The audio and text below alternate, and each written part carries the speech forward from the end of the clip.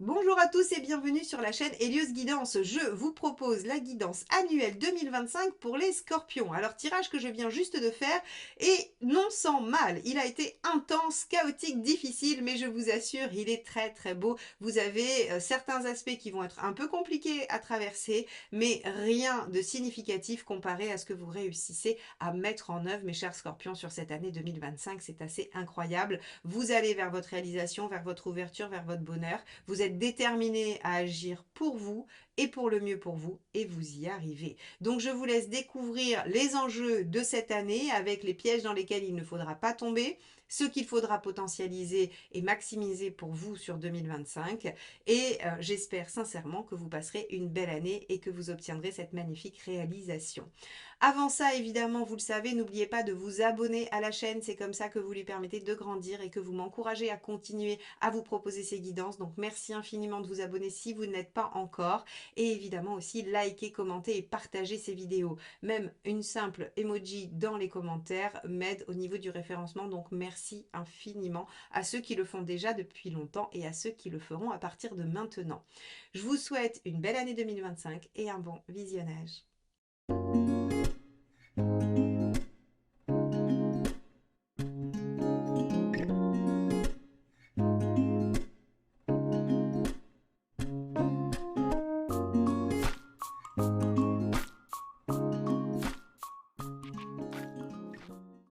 Les scorpions, on va regarder votre roue astrologique donc pour l'année 2025. Alors quand on la regarde comme ça, déjà la première chose qui saute aux yeux, c'est qu'il va y avoir des domaines qui vont être extrêmement favorables, qui vont avancer de façon presque phénoménale avec de grandes gratifications, des domaines importants. Et on va avoir deux domaines qui vont eux être un tout petit peu plus fragiles avec peut-être des déceptions et des difficultés. Donc on va rentrer tout de suite dans votre analyse avec la lune en maison 1 qui va dénoter justement ce côté un petit peu partagé entre des émotions variables, peut-être un travail introspectif, de l'intériorisation, beaucoup d'intuition qui va probablement vous être utile et une situation qui semble être un peu féconde mais discrètement. Hein. C'est-à-dire que pour moi, il y a des domaines qui vont vraiment évoluer positivement et je vais vous en parler très rapidement.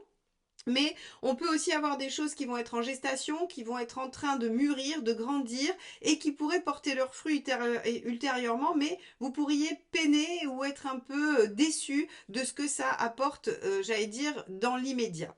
Alors, donc la Lune, elle va nous parler d'une année assez émotive, assez émotionnelle, où vous allez quand même vivre quelque chose de particulièrement intérieur. Donc on pourrait imaginer que vous allez remettre en question des choses, que vous allez vivre des émotions assez intense et forte, et pour cause, hein, vous allez voir. Donc, c'est un état qui pourrait être variable. C'est-à-dire que, par exemple, si on avait eu une carte d'action, je vous aurais dit, bah, ça va être une année où il va y avoir beaucoup de mouvements, beaucoup d'actions, et vous allez être un petit peu pris tout le temps dans le mouvement sans pouvoir vous poser et réfléchir. Là, avec la Lune, on va vivre vraiment des choses très variables et très intériorisées. Maison 2, on a la maison Dieu dans la maison 2. C'est tous vos avoirs, c'est le côté matériel, concret, financier. La maison Dieu, à minima, c'est de la déception, c'est-à-dire qu'il ne s'y produit pas ce qu'on attendait. On n'obtient pas ce qu'on veut. On est déçu parce que ça ne marche pas comme on voulait. On n'obtient pas le niveau peut-être de finances que l'on souhaiterait. Et au maximum, avec une maison Dieu, on peut même avoir des choses qui devaient fonctionner et qui se retrouvent complètement caduques, qui s'écroulent, qui ne fonctionnent pas. Donc, on pourrait avoir une situation matérielle remise en cause sur cette année 2025. Alors, la maison Dieu peut aussi être des grandes surprises. Hein. La maison Dieu, c'est un événement qui vous demande de remanier les choses en positif, en négatif, ça maintenant, vous seul le savez et on va aller voir bien évidemment, c'est ensuite les cartes mois par mois qui vont nous aider à voir si vraiment on va avoir une grosse difficulté matérielle ou si au contraire c'est une heureuse surprise. Alors pour ceux qui espèrent gagner au loto, avec la maison Dieu tout est possible, j'ai envie de vous dire, surtout qu'on a une roue de fortune en 10 hein, qui nous dit que voilà, les choses pourraient évoluer favorablement pour vous. Alors tous les scorpions ne gagneront pas au loto, bien évidemment, hein, ça c'est évident. Mais en tout cas, voilà, on peut avoir soit des grandes déceptions, les choses ne se passent pas comme prévu, mais pour le meilleur comme pour le pire. Voilà ce qu'on pourrait dire en tout cas juste avec cette carte dans ce domaine-là. On ira voir ensuite mois par mois ce qui s'y passe. Donc ça faisait partie d'un des deux domaines qui pourrait être un peu déceptif pour vous sur cette année 2023, 23, pas du tout 25, cette année 2025. Et vous allez voir, il y en a encore un autre, mais tout le reste est plutôt bien aspecté. Alors, le deuxième domaine qui pourrait être un petit peu difficile pour vous, c'est le côté relationnel, mais relationnel avec les gens que vous côtoyez au quotidien. Ici, il n'est pas question de votre famille proche, il n'est pas question d'un conjoint, il est plutôt question des collègues, des amis que vous côtoyez comme ça, voilà, de loin en loin. Avec l'empereur inversé ici et la tempérance inversée en 11, qui sont deux maisons des rapports sociaux, eh bien, il va y avoir peut-être des désaccords, des déséquilibres, il peut y avoir des conflits, hein, avec tempérance, on peut se fâcher avec quelqu'un et ça peut remettre en cause l'environnement amical. Donc ici, on pourrait perdre des amis, on pourrait se fâcher avec des personnes avec qui on avait des liens proches, hein, voilà, quotidiens.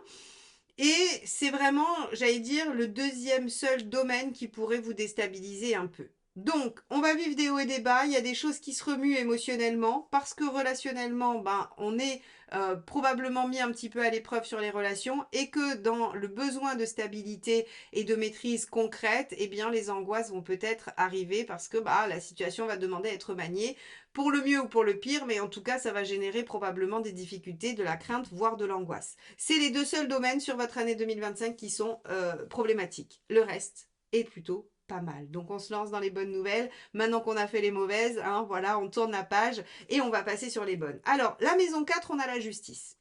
La justice, ce qu'elle veut dire ici, c'est que vous allez trouver un fonctionnement, une organisation dans votre foyer qui va vous convenir. Vous allez remettre de l'ordre, vous allez être aux commandes, vous allez probablement prendre des décisions aussi par rapport à votre lieu de vie. Vous pourriez vendre ou acheter, vous pourriez aussi prendre des décisions qui vont remanier les choses sur votre lieu de vie, sur votre foyer.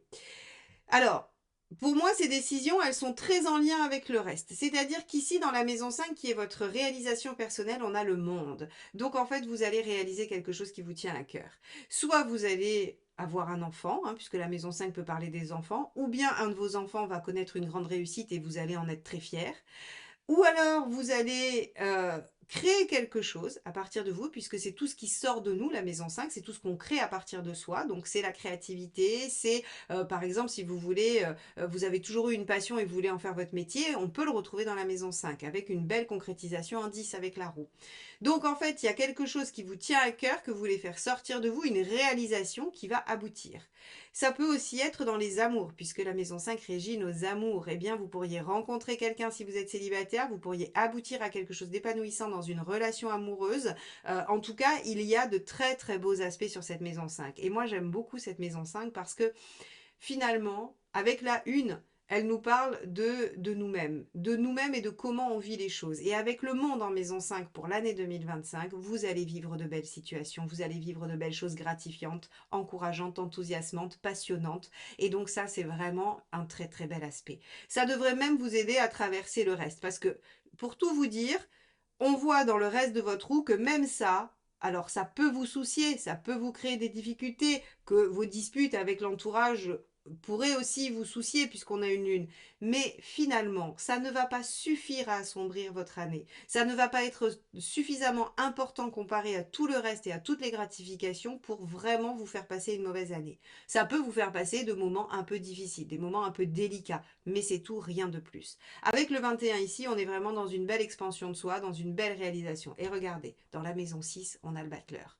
Ça veut dire qu'au quotidien, on démarre quelque chose de nouveau. C'est pour ça que je vous dis, si vous avez envie de démarrer une nouvelle activité, si vous avez envie de vous lancer dans quelque chose de neuf, eh bien faites-le. Vous avez ici un triptyque, la maison 5, la maison 6 et la maison 10 qui vous disent que de toute façon, ce qui part de vous va être un succès. Donc là, on est quand même sur quelque chose d'assez extraordinaire. Et quand je dis quelque chose qui part de vous, si vous êtes célibataire et que vous vous décidez à vous dire, eh bien, cette année, je rencontre quelqu'un, ça marche. Et vous rencontrez quelqu'un pour construire ce que vous voulez. Ici, l'ermite inversé nous dit que de toute façon, vous allez opter pour la communication, vous allez opter pour le fait de parler, de communiquer. C'est fini de rester le scorpion discret qui garde les choses pour lui, qui veut pas partager son intérieur par peur de perdre le contrôle. Et bien là, vous vous dites, je vais m'exprimer et m'affirmer. Évidemment que vous vous affirmez avec le 21. Vous avez envie de vous réaliser et d'aller au bout de ce dont vous avez besoin pour vous sentir bien. Donc vous prenez des initiatives, vous vous déployez, vous communiquez.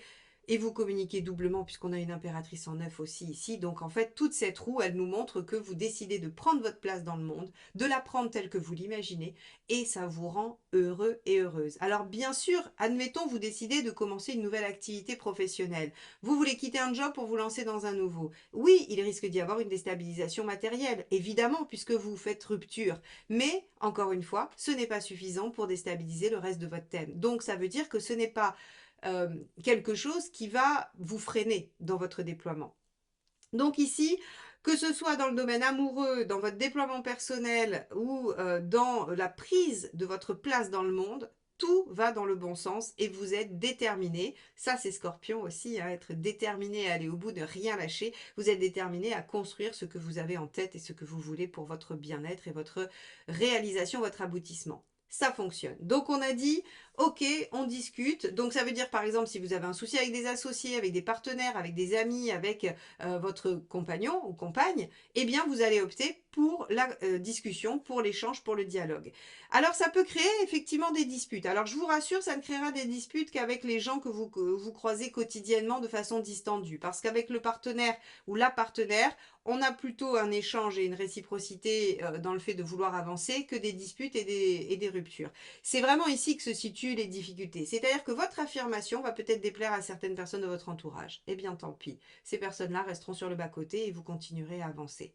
Ça peut vous faire de la peine, mais en même temps, on a l'impression que c'est quelque chose, on vous demande hein, d'évoluer et de vous libérer de certains freins de toute façon, donc ça doit faire partie des choses que vous avez besoin de délester pour pouvoir évoluer. Pour moi, pas de difficulté dans la sphère relationnelle. Alors, ça veut dire que si vous êtes en difficulté dans votre vie amoureuse, c'est l'ouverture et la communication qui vous permettra de rétablir la situation. Évidemment, si vous n'optez pas pour ces options-là, que vous résistez à cette spontanéité de vouloir vous ouvrir et vous affirmer, vous pouvez faire perdurer les difficultés et rester dans une lune qui fait que, voilà, on vit les choses intérieurement, mais on n'arrive pas trop bien à les faire sortir. Moi, à mon avis, on y arrive. Voilà. On a dans la maison 8 le mât. Alors, quelle est votre transformation? Quel est votre challenge de l'année? Eh bien, c'est de vous libérer des schémas qui vous entravent, de vous libérer de ce qui vous empêchait d'être heureux ou heureuse et de vous réaliser, évidemment. Donc, le mât vous dit, soyez confiant dans votre expérience, dans ce que vous avez déjà acquis pour aller au-delà de tout ça, pour vous construire vers une nouvelle aventure. Ok, et c'est quoi cette nouvelle aventure? C'est une nouvelle prise de position en société. C'est le fait de communiquer aussi en vous affirmant, mais ça de toute façon c'est vraiment la tendance, l'affirmation de vous-même, de qui vous êtes, de ce que vous pensez, de ce que vous voulez, pour pouvoir évoluer maison 10 hein, et arrêter de vous soumettre aux desiderata de tout le monde. Tempérance inversée, elle arrête de s'oublier à la faveur de la paix et de ce qu'il faut faire ou ce que l'on doit faire. Hein. Le il faut, je dois, c'est mieux que je sois comme ça. Tempérance inversée, elle jette tout ça à la poubelle et elle dit mais en fait je vais faire comme j'ai envie et je vais m'affirmer. Alors vous le faites avec respect, puisque l'impératrice et l'ermite inversé, ils considèrent la personne en face. Ils sont pas du tout dans une affirmation despotique qui va imposer à tout le monde sa façon de voir et qui va dire, bah voilà, qui m'aime me suivent, puis les autres, basta. Non, vous allez vous affirmer en disant, bah voilà qui je suis, voilà ce que j'ai envie de faire. Et ben, si c'est ok pour vous, c'est chouette. Si ça ne l'est pas, on va trouver une autre façon de faire ou alors on va arrêter de faire. Mais vous n'êtes pas dans une posture agressive avec une affirmation, comme je le disais, despotique. Hein. Vous êtes vraiment dans je prends confiance en moi, je m'ouvre, je me réalise et je démarre des choses qui vont forcément amener des changements et m'amener à me lancer sur des choses complètement nouvelles avec le mât. C'est-à-dire qu'on vous dit, ok, il va falloir aller dans cette voie-là et cette voie-là, ben, vous ne savez pas où elle mène encore tout à fait. Mais avec la roue de fortune, vous savez que de toute façon, c'est une opportunité qu'il faut saisir. Donc sur la sphère professionnelle, pour en revenir à ça, il y a du nouveau, battleur et roue de fortune. Soit on vous propose un nouveau poste, une nouvelle mission, un nouveau projet, soit vous démarrez une nouvelle activité, quoi qu'il en soit, on a du nouveau. Hein, on a quelque chose qui se relance. Le battleur et la roue, ce sont deux roues de nouveau départ. Donc de toute façon, s'il ne se passe rien de neuf dans votre année 2025 au niveau pro ou social, c'est que vous n'êtes pas scorpion, tout simplement. Hein, c'est que vous vous êtes trompé de vidéo ou vous êtes trompé de date de naissance, parce que ce sont vraiment deux arcanes qui ne vont que dans ce sens-là. C'est-à-dire qu'elles se complètent même pas, elles disent la même chose. Donc, au niveau du quotidien, on démarre de nouvelles choses. Vous pourriez prendre de nouvelles habitudes aussi, hein, parce que c'est le quotidien aussi du foyer. Vous pourriez prendre de nouvelles habitudes ou vous pouvez démarrer quelque chose de nouveau suite à une opportunité ou à une nouvelle idée. Donc, professionnellement, il y a une prise de pouvoir, on reconnaît aussi vos compétences et ça favorise cette réalisation, cette ouverture et cette prise de confiance en vous. Donc, on a une roue quand même assez positive. Vous voyez que les choses évoluent très favorablement malgré une toute petite déstabilisation sur certaines relations et au niveau pratique matériel. Donc, je vous ai dit sur la 11 que dans vos relations extérieures, vous arrêtez de dire « Ok, je fais comme ça parce que c'est mieux, ça évite les problèmes ». Ça, vous arrêtez, vous vous affirmez. Et ce qui vous est demandé en maison 12, eh bien, c'est d'évoluer. C'est-à-dire qu'en fait, en faisant tout ça, vous allez probablement régler un petit bout de karma. Hein. Vous allez probablement avancer sur votre chemin de vie. Vous allez vous déployer. Donc ici, on a une belle visibilité, une belle reconnaissance, une belle évolution personnelle qui va venir déstabiliser certaines de vos relations, mais pas les plus primordiales, j'ai envie de dire. Et on a une petite déstabilisation matérielle qui fait que c'est pas comme on s'attendait. Donc encore une fois, en positif ou en négatif, mais en tout cas, il y a une petite déstabilisation où il va falloir revoir les choses. Ça peut générer certaines angoisses, ça peut venir faire des hauts et des bas, c'est différentes choses, c'est-à-dire une grande satisfaction d'un côté avec parfois des déceptions et de la tristesse sur d'autres, mais globalement, vous avez une année qui vous pousse à évoluer, qui vous permet de régler du karma et d'aller vers votre chemin de vie. Donc c'est une très belle roue. On va aller regarder ce qui se passe mois par mois, mes chers scorpions. Alors, sur ce premier semestre 2025, nous avons pour commencer le hiérophant. Donc, c'est l'équivalent du pape. Vous vous rappelez, vous l'aviez dans la maison 12, on vous demande d'évoluer, on vous demande d'avancer. Et bien, dès le premier semestre, il y aura des choses qui vous feront avancer et évoluer. Donc, on va regarder comment elles vont se matérialiser, ces choses-là. Donc, on a un 8 d'épée en janvier pour commencer, avec tempérance et avec le pendu. Ok, donc on vous met dès le mois de janvier dans une situation qui vient heurter vos convictions, j'allais dire vos blocages, vos croyances limitantes. Donc en fait, dès le mois de janvier, on vous dit, eh bien, comment allez-vous trouver l'équilibre dans cette situation qui semble bloquée? Ok, alors il se peut que vous vous disiez dès le début de l'année, mais qu'est-ce qu'on attend de moi? Il se pourrait que vous ne compreniez pas du tout le message de l'univers sur les événements qui vont vous arriver en janvier. Il pourrait y avoir des ralentissements, des blocages, des choses dont vous êtes convaincu qu'elles sont bonnes pour vous qui n'arrivent pas à aboutir. En fait, ce que veut l'univers à ce moment-là, c'est que vous optiez pour le pendu, en fait. C'est-à-dire que vous preniez un peu de hauteur, un peu de distance, et que peut-être vous cherchiez tout de suite à sortir de ce que je vous disais tout à l'heure, hein, la tempérance qui était inversée dans votre roue, c'est-à-dire de sortir du conventionnel. Donc en fait, vous pourriez rester sur d'anciens schémas qui vous amèneraient à continuer à agir d'une façon ancienne, qui, même si vous, au moment où vous le faites, vous êtes convaincu que c'est la bonne, eh bien n'est pas la bonne pour vous. On va vous demander de changer. Alors qu'est-ce qui se passe en février? Regardez, on a la roue de fortune, donc il y a une opportunité qui se présente, une autre situation que celle que vous vouliez mettre en place et qu'on vous empêche de mettre en place en janvier. Il y a une opportunité qui se présente pour faire quoi? Pour suivre votre cœur et écouter votre intuition. Donc vous allez sentir que cette situation, elle n'est pas là par hasard. Et qu'est-ce que ça va donner? 7 de denier qui vous permet de récolter les fruits de ce que vous avez fait. Donc, vous voyez bien qu'en janvier, on vous dit non, non, fausse route, c'est pas là qu'il faut aller, alors que vous êtes convaincu que c'est la bonne direction. Vous allez vous dire, mais pourquoi? Pourquoi on me met autant d'embûches? Pourquoi on m'empêche de concrétiser ça? Eh bien, parce que ce n'est pas la bonne voie et vous allez voir en février quelle est la bonne voie, puisque l'univers va vous la montrer grâce à la roue de fortune et va vous permettre de vous connecter à votre intuition pour savoir qu'il faut saisir cette opportunité. Alors, qu'est-ce qu'on a en mars? En mars, on a notre 3 de coupe. Ok, donc on va regarder la totalité parce que j'ai vu la dernière. On a le 10 de coupe, très bien aussi. Donc il y a plein de choses qui vont très bien. Je pense que là, on a le 21 du 5 hein, qui se réalise. C'est-à-dire que si vous étiez en difficulté relationnelle, vous passez un excellent mois de mars avec la personne euh, qui partage votre vie ou votre associé. Ou en tout cas, on a des relations satisfaisantes et enthousiasmantes.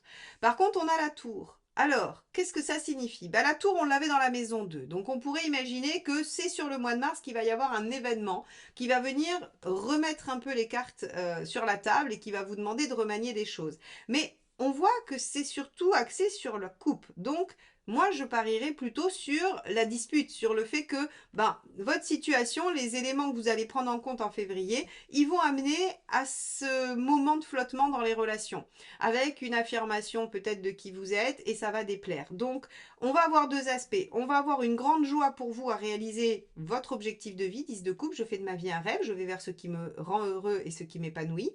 Mais on va avoir des difficultés ou des oppositions dans les relations, puisqu'on est sur de la coupe, qui va amener peut-être à devoir se séparer de certaines personnes de son entourage. Donc pour moi ici, on est davantage sur la déstabilisation relationnelle que matérielle. Mais peut-être que pour certains, c'est lié. C'est-à-dire que peut-être que la déstabilisation relationnelle va amener une déstabilisation matérielle. Dans ce cas-là, ok, ça peut jouer là-dessus aussi. Alors, on va aller voir ce qui se passe sur le mois d'avril. On a le valet d'épée, encore la tour. Attention les scorpions, vous avez un début d'année et un cavalier de coupe. Alors, le valet d'épée, lui, il apprend des choses. Il a des infos. Et j'ai l'impression que ces infos, elles viennent encore une fois rejouer un peu sur, on remet les choses à plat. Mais avec le cavalier de coupe, vous êtes décidé à vous suivre vous-même. Moi, je trouve que ça ressemble à je décide d'une voie, je décide d'une direction, ça plaît pas à tout le monde et du coup, je suis obligée de laisser des choses sur le bas-côté, des gens en tout cas sur le bas-côté. Encore une fois, ça peut être lié matériellement, ça on le saura qu'à la fin du tirage, je vais essayer de repérer si on a à nouveau des déstabilisations, mais plutôt sur du denier. Parce que là, en fait, si vous voulez, on a de l'épée et de la coupe, donc pour moi, c'est plutôt de la déstabilisation, c'est plutôt des disputes ou des choses comme ça avec des gens, parce qu'on est posé sur l'affect, sur le ressenti, bien plus que sur le matériel. Donc pour moi, ce début d'année, c'est vraiment de la déstabilisation relationnelle avec la perte des relations.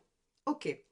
Regardons ce qu'il y a sur le mois de mai. On fera une analyse ensuite complète du semestre. On a le pendu, donc on vous amène encore à patienter et à réfléchir pour démarrer avec le magicien quelque chose ou à redémarrer quelque chose. Et avec le mât, rappelez-vous, vous aviez le mât à vous lancer. Donc, j'ai l'impression que vous mettez, il y a deux étapes, hein. Il y a le mois de mars et le mois d'avril, donc ça se fait en deux temps qui vous permet de vous libérer de certaines choses. Ici, l'opportunité se présente, vous décidez de la suivre, mais ça vous demande de remanier certaines choses au niveau relationnel et ensuite, une fois que c'est fait, vous vous lancez. Parce que le pendu, c'est j'ai pris de la hauteur, je prends de la hauteur, je regarde les choses différemment, je me lance et je me lance doublement avec le mât, hein, puisque le mât accepte de se lancer dans l'aventure sans savoir où il va. Donc, il accepte le challenge, le défi. On va regarder sur le mois de juin, on a le 4 d'épée, vous réfléchissez à la meilleure stratégie, deux fois le 4 d'épée, hein, c'est la même. Donc ici, et on a à nouveau notre 8 d'épée hein, qui était ici, avec le manque de confiance. Donc vous démarrez, vous vous lancez, mais vous commencez déjà à douter un petit peu sur le mois de juin. Vous ne savez pas très bien si c'était une bonne chose, vous réfléchissez. Là, le mental est extrêmement actif, l'intuition aussi, hein, ça serait bien de la convoquer parce que là, vous êtes dans l'épée, que dans l'épée, hein, 4 d'épée, 4 d'épée, 8 d'épée. Vous avez un mental efficace, les scorpions, c'est pas du tout le problème. Vous êtes très fort en stratégie, vous montez les choses comme il faut, vous réfléchissez vite et bien, vous comprenez les différents aspects, les tenants et les aboutissants. Mais n'oubliez pas que vous avez aussi énormément d'intuition. Et ici, cette reine de coupe qui a su que c'était la bonne chose, elle peut aussi vous aider à vous donner la bonne méthode, la bonne direction. Donc moi, j'aurais tendance à vous dire, vous vous lancez au mois de mai, hein, vous vous dites, ok, j'y vais, je me lance. Vous paniquez un peu au mois de juin parce que vous êtes uniquement dans le mental, au lieu d'être aussi dans le ressenti, dans l'intuition, qui sont chez vous assez puissants. Donc on a un début d'année, j'ai envie de dire, qui démarre sur les chapeaux de roue. Au début, vous dites, mais pourquoi on me bloque? Vous comprenez en février pourquoi. Il y a une part de vous qui s'enthousiasme et qui profite de cette nouvelle opportunité, mais patatras, vous vous rendez compte que vous n'êtes pas du tout suivi ou qu'il y a un aspect dans votre vie qui vient faire blocage. vous essayez de comprendre, vous remaniez les choses, ce qui vous permet de voir la situation sous un autre angle et de vous lancer définitivement. Et en juin, vous commencez à vous dire, mais est-ce que j'ai bien fait? Est-ce que c'était la bonne option? Alors, allons voir donc ce deuxième semestre. Nous l'abordons avec Némésis, qui est l'équivalent de la tour, la maison Dieu. Donc, on a bien quand même tout un remaniement de votre vie. Cette tour en maison 2, elle vient vraiment finalement vous déstructurer. Alors, encore une fois, pour moi, votre roue astrologique est davantage positive. Donc, je pense qu'on a vraiment des choses qui viennent se remanier pour le mieux pour vous, hein. Mais on va aller regarder ça, évidemment. Allez, donc on a le 9 d'épée, hein. Rappelez-vous, vous étiez un peu inquiet au mois d'août, là, au mois de juin, pardon. Au mois de juillet, on a encore des craintes, on a encore des doutes avec le 9 d'épée, mais on prend sur soi avec la force et on a le roi de coupe, on se dit, allez, on va essayer de profiter de notre mois de juillet. Donc, je ne sais pas si vous serez en vacances au mois de juillet, mais en tout cas, vous allez être dans cette lune, c'est-à-dire cette oscillation, où il y aura des moments où vous allez cogiter, penser, où il y aura des difficultés, vous serez inquiet ou inquiète par rapport à la situation, et d'autres où vous allez reprendre le dessus, vous serez en maîtrise de vous-même, et vous allez réussir à profiter et à être un peu plus léger. Donc on a vraiment sur le mois de juillet, j'ai envie de dire vraiment deux aspects très différents, mais passif, on n'a pas d'action. 9 d'épée, force et roi de coupe, il n'y a pas d'action. Vous ne prenez pas de décision, il n'y a pas d'événement majeur, c'est juste vous qui allez vivre les choses comme ça. Sur le mois d'août, la grande prêtresse. Ok, on va essayer de comprendre, vous allez réfléchir, vous allez essayer de déployer un potentiel avec le page de Pentacle et avec l'arcane 13, vous allez changer quelque chose radicalement. Ok, donc vous vous dites, je démarre quelque chose, je ne suis pas trop bien sûre de la direction que j'ai prise ce moment de réflexion, ce moment de doute va vous permettre finalement de suivre votre intuition, de déployer votre capacité et de changer ce qui a changé. Donc, on a un virage qui est pris sur le mois d'août. Sur le mois de septembre, regardez. Bah, le virage, il vous permet de repartir encore sur quelque chose de nouveau. Ça va être agité, votre année 2025, les scorpions, hein. Il va y avoir du mouvement. Ça va être assez intense. Mais bon, positif, positif, hein. Ce que vous décidez de changer, alors soit vous changez de méthode avec l'arcane 13, soit vous en finissez avec quelque chose. De toute façon, il y a une transformation. Ou c'est vous qui voyez les choses autrement. Mais en tout cas, il y a une transformation. Vous déployez un potentiel qui vous permet de démarrer quelque chose. Démarrer quelque chose parce qu'en fait, vous avez été terriblement vexé. Ça, c'est l'ego du scorpion. On vous a piqué, eh bien, gare à celui qui s'est mis en travers de votre route. Et l'ermite, ok. Vous avez... vous vous souvenez, je vous ai dit, dans la maison 4, il y a une réflexion qui est menée avec des décisions. On avait la justice, hein, vous prenez des décisions. Pour moi, en fait, ici, sur le mois de septembre, vous prenez ces décisions. En tout cas, vous vous remettez en question, vous réfléchissez pour prendre ces décisions, pour démarrer quelque chose de nouveau. Parce qu'il y a eu une blessure, parce qu'il y a eu quelque chose qui a été touché. Alors, encore une fois, hein, je ne précise pas, ça peut être dans le professionnel, ça peut être dans votre vie personnelle, ça peut être dans vos activités, avec vos partenaires, vos associés, ça peut vraiment se diluer dans tous les domaines. C'est juste que vous allez vivre quelque chose qui va vous faire réagir et vous permettre de redémarrer quelque chose d'autre en lien avec votre expérience. C'est-à-dire, chat échaudé craint l'eau, encore une fois, hein, cette expression, elle est vraiment très juste, encore une fois, ici, parce que, en fait, l'ermite, il regarde et il se dit, attends, ça, on a déjà fait et ça n'a pas marché. Donc, on va faire autrement. Ou alors, ça, on a déjà fait, ça a été très efficace, on va retenter. Donc ici, on voit que sur le mois de septembre, vous redémarrez quelque chose suite à une réflexion.